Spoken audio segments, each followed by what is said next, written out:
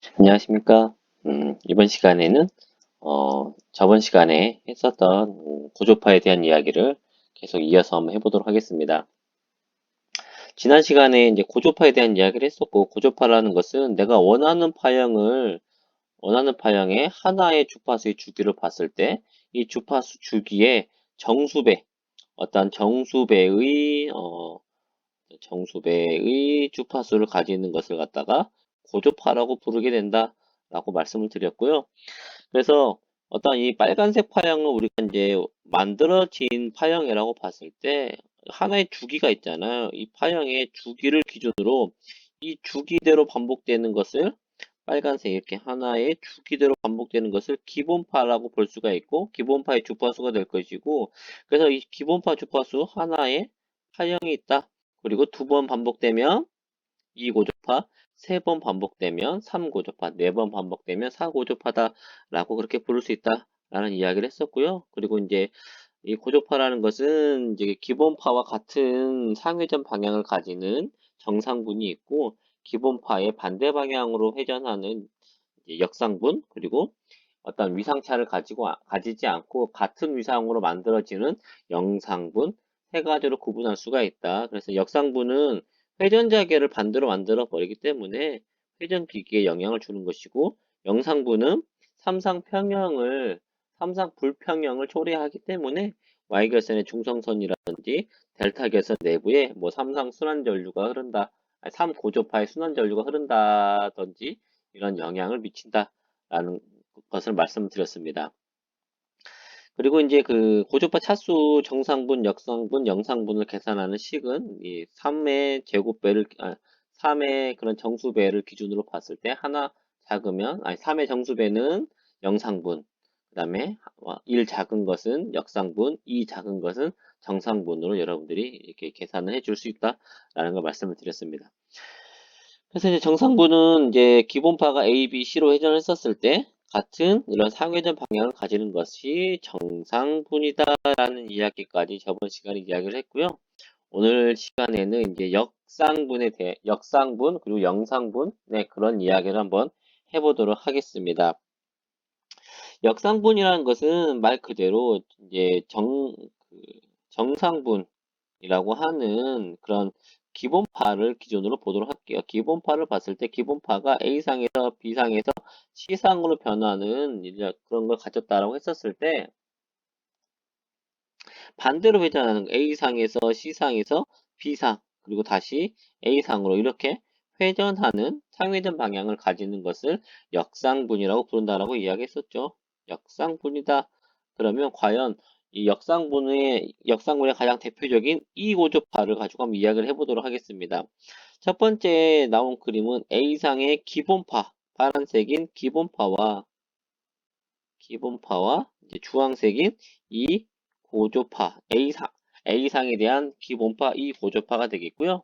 그 아래쪽에 있는 것은 이제 삼상호를 전체로 표현한 그런 그림이 되겠습니다. 그래서 이 삼상에서 봤을 때 A상, 그 다음에 B상, 그 다음에 C상, 다시 A상의 순서로 상이 반복되는 것을 확인해 볼 수가 있고, 그 다음에 그 아래쪽에 나와 있는 이 고조파를 봤을 때 처음엔 A상이 나왔다가 그 다음에 나오는 것이 초록색의 B상이 아닌 핑크색의 C상이 나오는 것을 확인해 볼 수가 있죠. 그 다음에 다시 B상, 그래서 A상에서 C상에서 B상, 다시 A상으로 이렇게 상회전 방향이 반대가 된 것을 확인해 보실 수가 있습니다. 그래서 이렇게 반대 방향으로 회전하려는 고조파는 어디에 영향을 주냐면 회전기기에 영향을 줍니다. 그리고 어쨌든지 간에 상회전만 다를 뿐이지 세 개의 값을 모두 더했을 때는 삼상 평형을 이뤄버리기 때문에 이 이제 역상분에 대한 고조파도 어떤 Y결선이라든지 또는 델타 결선의 내부를 순환하는 그런 부분에 영향을 주지는 않습니다. 어차피 삼상으로 전체를 더했을 때 제로가 되어버리기 때문에 그렇죠. 하지만 회전기기에서는 회전자계라는 부분이 있어서 회전자계에 영향을 주기 때문에 어떤 회전기기에서는 이 역상분은 제거해야 되는 그런 값이다 라고 말씀을 드릴 수 있겠고요. 혹시 여러분들 기억이 나시는지 모르겠는데요. 제가 예전에 동기기에 대한 문제를 이렇게 이제 단절권에 대한 문제를 봤을 때 어떤 이야기를 했었냐면 O 고조파를 제거하기 위한 단절권 개수는 무엇이냐? 단절권 개수는 얼마냐라는 부분이 있었습니다. 그래서 KS는 사인 2분의 n 베타 파이라고 계산을 하게 되었죠. 그래서 여기 n이 뭐였습니까? 고조파 차수였잖아요. 5고조파 차수. 그래서 5고조파를 넣고 이 단절권 개수를 0으로 만들어 버리면 되는 것이죠. 그래서 제로는 사인 2분의 5 베타 파이가 되고, 그래서 사인 값이 제로가 되기 위해서 이 값이 얼마가 돼야 됩니까? 사인이 제로가 된다는 것은 몇 도가 되면 됩니까? 사인은 0부터 그 다음에 파이 그리고 2파이 파이마다 반복을 하게 되는 거잖아요. 그래서 이게 이제 파이의 값 또는 2파이에 대한 값을 가질 수 있도록 이런 벡터의 크기를 정해준다면 5고조파를 제거할 수 있다. 그래서 이 5고조파를 왜 제거하느냐? 이 5고조파는 어떻습니까? 5고조파를 봤을 때 5고조파의 상회전 방향을 보니까 원래는 A상, B상, C상으로 반복된다면 5고조파를 봤을 때 A상 다음에 C상 다음에 그 다음에 B상으로 회전하는 역회전의 그런 그 회전 자결을 만들어 버려서 회전 기기에 영향을 주기 때문에 이 부분을 제거하기 위한 단절권 개수를 정하는 것이다 라고 여러분들이 이제 생각을 하시면 되겠습니다. 그래서 그 아래 이제 그 위쪽에 있는 그림을 보게 되면 제 각상의 제2 고조파 및 전체 합을 보았을 때 이게 지금 다 이 파란색이 A상의 2 고조파, 그 다음에 C상의 2 고조파, 그리고 B상의 2 고조파인데 이 고조파를 모두 더해버리니까 어떻게 됩니까? 고조파의 합을 나타내는 이런 노란색 그래프가 이렇게 제 0을 가리키는 걸 확인해 볼 수가 있습니다. 어쨌든 반대 방향으로 회전을 하더라도 삼상 평형을 이루고 있다는 것이죠. 그게 바로 이제 역상분의 고조파에 대한 특징이다 라고 말씀을 드릴 수가 있겠고, 그 아래쪽에 있는 그림은 삼상 기본파에 이 고조파가 섞였을 때, 즉 위쪽의 그림에서 기본파에 대한 그래프와 그 다음에 이 고조파를 서로 더했을 때의 값이다. 더했을 때 파형의 모양이 A상 그리고 B상 그리고 C상의 모양이 이렇게 좀 찌그러지는 형태의 모양을 가지게 되고, 이걸 모두 합성한다면 A상, B상, C상 모두 더해주면 그 크기가 이렇게 삼상평형으로 되어서 0의 제로의 값을 가지게 되는 것을 확인해 볼 수가 있습니다.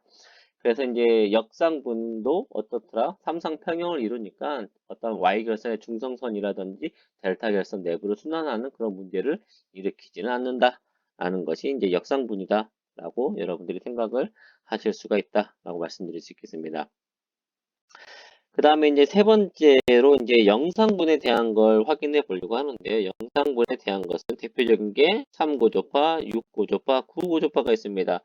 그런데 이제 고조파의 차수가 올라갈수록 어떻습니까? 2고조파, 그 다음에 3고조파 이렇게 더 떨림이 점점점 이렇게 뭔가 주파수가 높아지면서 그 크기 자체가 점점점 감소를 하게 됩니다. 그래서 고조파 차수가 높아질수록 이런 어떠한 그 주기적인 변화는 크지만 전체적인 그런 영향을 미치는 크기는 줄어들게 되기 때문에 영상분에서 가장 대표적인 것은 이제 3고조파다. 라고 여러분들이 생각을 하실 수가 있겠고요.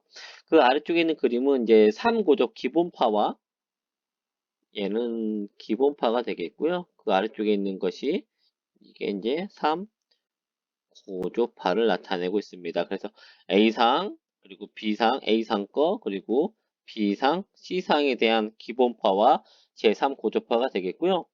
그래서 이제 여기서 문제가 되는 게 어떤 문제가 발생하냐면 영상분이라는 것은 뭐라고 했습니까? 영상분 고조파는 같은 위상을 가진 동상일대라고 말씀을 드렸죠. 동상일대 줄을 쭉 그어서 봤을 때 A상의 3차 고조파의 축이나 B상의 3차 고조파의 그런 위상의 주기나 C상의 3차 고조파의 위상의 주기가 서로 같이 반복되는 것을 확인해 볼 수가 있습니다. 이랬을 경우에 합성을 한다면 어떻게 될까요? 모든 고조파가 A상의 3차 고조파, B상의 3차 고조파, C상의 3차 고조파가 모두 더해져서 나타나 버리게 되겠죠. 그래서 원래 3상을 모두 더한다면 3상 평형의 값으로 영의 값을 가져야 되지만 이런 고조파, 영상분의 고조파가 섞이게 되면 삼상평형으로 제로가 되는 것이 아니라 일정한 어떤 값을 출력해 버리게 된다라는 것이죠.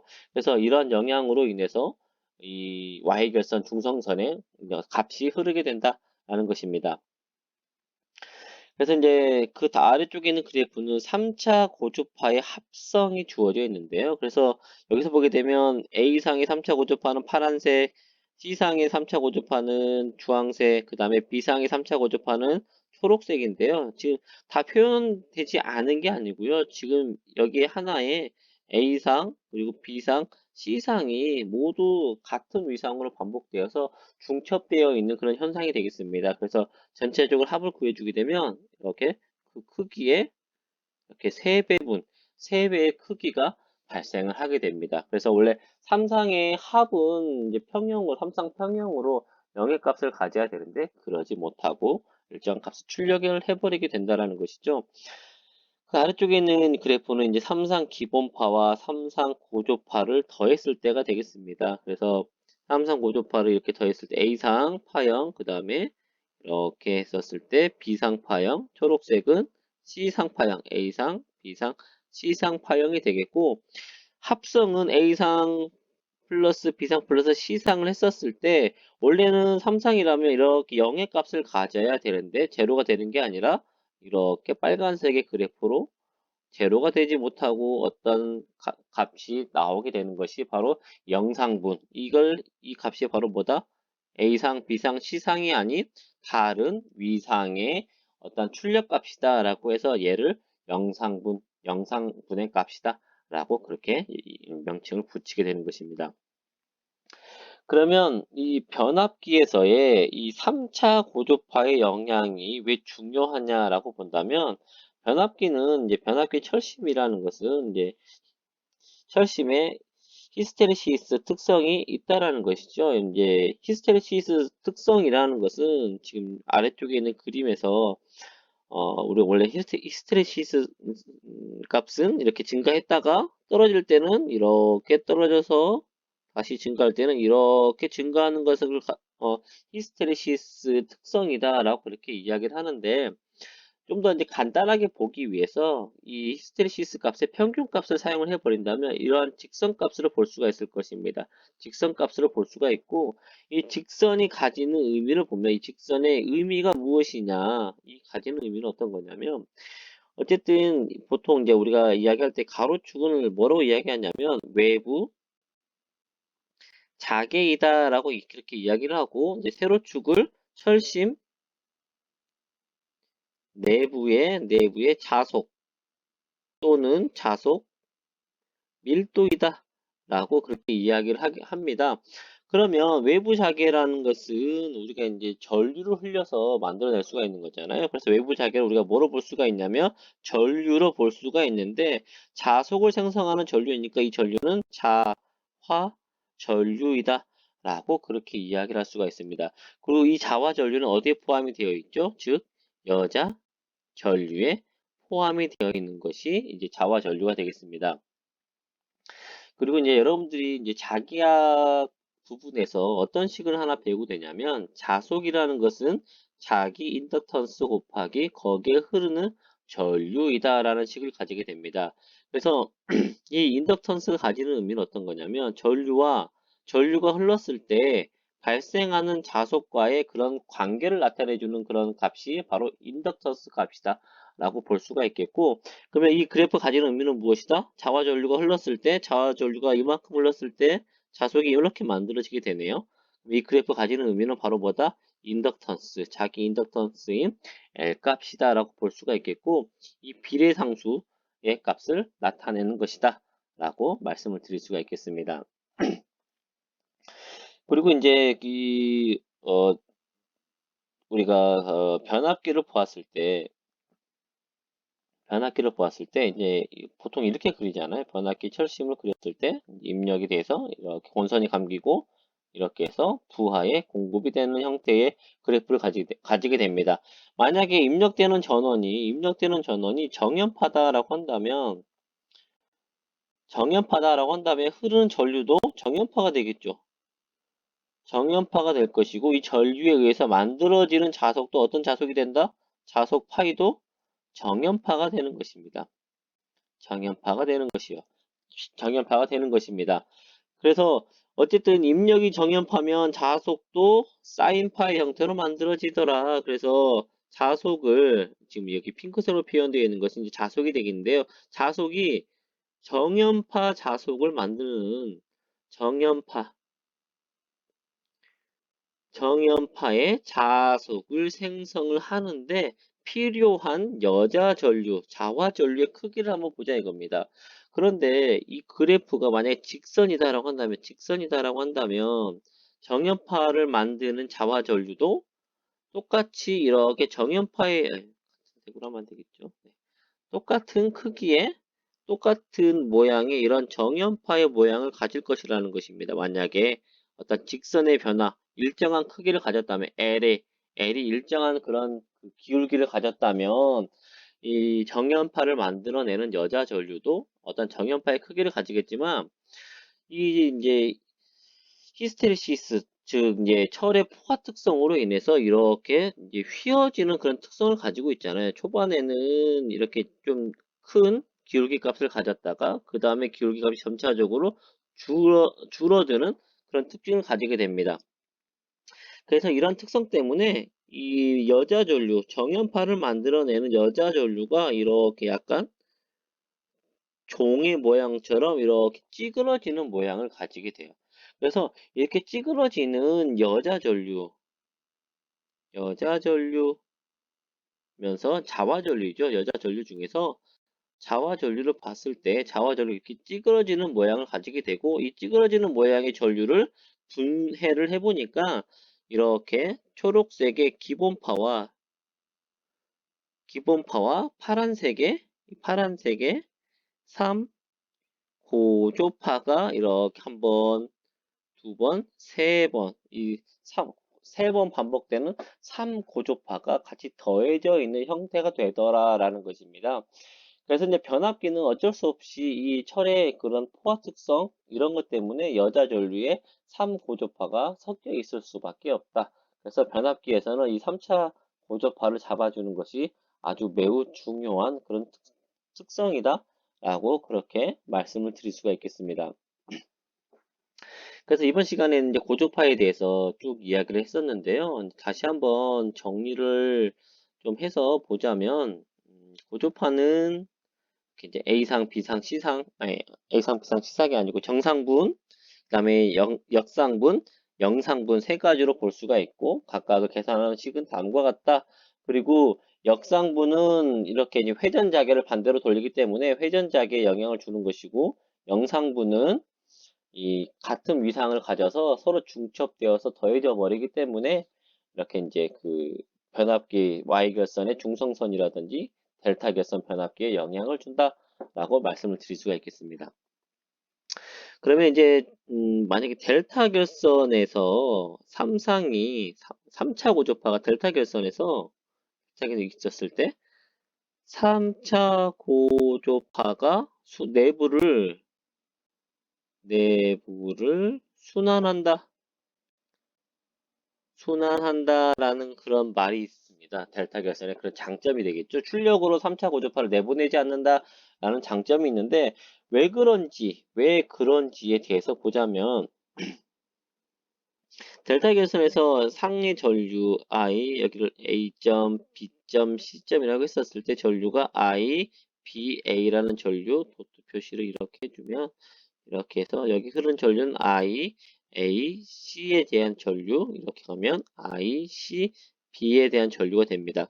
그러면 이 선에 흐르는 전류는 A에 대한 선전류가 되는 것이고 A 선전류를 한번 계산을 해보도록 할게요. A선에 흐르는 전류는 어떻게 계산할 수 있냐면 이 노드를 기준으로 보았을 때 노드로 들어오는 전류 I, B, A 마이너스 I, A, C 마이너스 I, A는 0이 된다라는 키르호프의 전류 방정식이 있습니다. 이 방정식에 의해서 A선에 흐른 전류는 I, A는 I, B, A라는 전류에서 I, A, C에 대한 전류를 뺀 차의 값이 흐르게 된다라는 것이죠.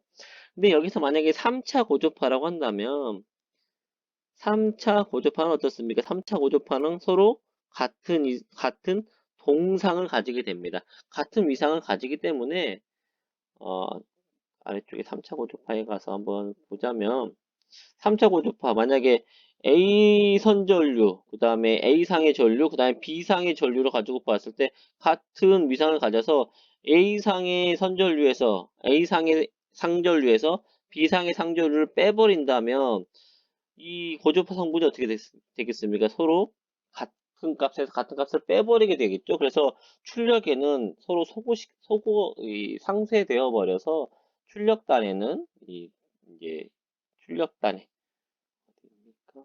출력단에는 델타 결선의 출력단에는 이 3차 고조파가 섞이지 않는다. 이 출력으로는 3차 고조파가 나올 수가 없다. 그래서 내부로만 중첩되어서 계속 이렇게 흐르는 이 델타 결선 내부로만 3차 고조파가 흐르기 때문에 외부로 3차 고조파를 출력하지 않아서 어떤 이런 3차 고조파를 제거할 수 있는 그런 장점을 가지고 있는 것이 바로 델타 결선이다 라고 말씀을 드릴 수가 있겠고요. 그러면 이제 Y결선의 영향을 한번 보자면 Y결선의 영향을 보았을 때 Y결선에서 이렇게 이제 발전기로 봐야 되겠네요. 발전기. 세 개의 발전기, A상 발전기, B상 발전기, A상 발전기, B상 발전기, C상 발전기라고 하고 여기에 이렇게 또 다시 3상 부하에 이렇게 연결이 되어 있는 그런 경우를 한번 보도록 하겠습니다. 이렇게 3상 부하 연결되어 있습니다. 그래서 Y결선이니까 중성선을 이렇게 접지를 시키겠죠. 중성선을 접지를 시킬 것입니다. 그러면 A상 전류 그리고 B상 전류 그리고 C상 전류가 이렇게 이제 부하에 공급이 되겠죠.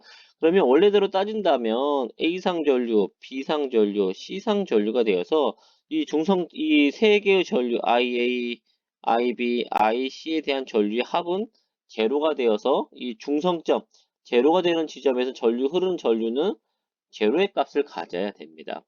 하지만 이 영상분 3차 고조파라는 것은 3차 고조파의 전류가 섞여 있다. IA 플러스 IA3 3차 고조파 3차 고조파가 이렇게 B에도 3차 고조파 C에도 3차 고조파가 섞여 있다면 각각의 고조파도 더해지겠죠. 각각의 고조파가 더해져서 3배의 전류 이 동상 전류가 만들어져 버리게 되고 그래서 이 중성선에 어떻더라? 중성선에 3배의 3고조파의 크기의 전류가 흘러버리게 됩니다. 그러면 이게 왜 문제가 되느냐는 것은 왜 그러냐면 보통 우리가 설계를 할 때 고조파를 영향을 고려하지 않고 중성선에는 기본적으로 전류가 흐르지 않을 것이다. 라고 그렇게 생각을 하게 됩니다. 그렇기 때문에 중성선의 그런 어떤 굵기라든지 이런 부분을 그렇게 크게 굵게 높은 전류가 흐를 수 있는 그런 걸로 설계를 안 한다라는 것이죠. 그래서 어떤 그 낮은 전류만 흐를 것이다 라고 생각을 했었는데 순간적으로 높은 이런 전류가 흐른다면 권선이 가열되고 이제 중성선이 가열돼서 끊어져 버리는 그런 문제가 일어날 수도 있고 또는 너무 높은 이런 삼상 전류로 인해서 이게 대지로 들어가게 되면 대지에 어떤 그 통신선에 유도 장애를 일으키게 된다라는 그런 문제를 가지는 것이 바로 이런 이제 3차 고조파의 영향이다라고 말씀을 드릴 수가 있겠습니다. 그래서 여러분들이 이제 이런 고조파의 이런 특성을 가지고 우리가 전에 봤었던 이제 결선, Y결선, 델타 결선에 대한 이야기를 다시 가서 봐보자면, 다시 가면 여러분들이 좀 더 이해하기 쉬운 것이 어떤 거냐면, 델타 결선 변압기에는 영상분 전류 때문에 뭐가 만들어진다? 중성선에 고조파 전류가 흐른다라는 것이죠. 그래서 여기서 대표적인 이 고조파 전류, 영상분 고조파 전류는 바로 3차 고조파 전류이다 라고 생각을 할 수가 있는 것이고 그리고 이로 인해서 통신선에 유도 장애를 만들어 버리게 된다. 그런데 얘를 뭐 1차 측이든 2차 측이든 델타 결선을 사용을 하게 되면 1차에 쓰게 되면 이렇게 델타를 1차 측에 쓰게 된다. 그러면 유입되는, 들어오는, 전원 측으로부터 들어오는 3차 고주파를 제거해서 2차 고주파로 넘기지 않게 될 것이고, 만약에 2차 측이 델타 결선이다. 2차 측이 델타 결선이다 한다면 2차 측에서 이 3차 고주파는 내부로 순환시켜버리고 부하 쪽으로는 3차 고주파를 내보내지 않는 그런 장점이 있어서 이런 델타 결선을 하게 되면 3차 고주파를 제거할 수 있다라고 이야기할 수가 있는 것입니다. 그래서 이게 바로 이제 델타 결선의 장점, 3고주파의 장애가 나타나지 않는다. 꼭 3고주파만 나타나지 않는 영향이 없는 게 아니라 이제 영상분 고조파에 대한 영향이 없다라고도 이야기를 할 수가 있겠죠. 그러면 이제 고조파에 대한 이야기는 여기에서 마치도록 하겠습니다. 수고하셨습니다.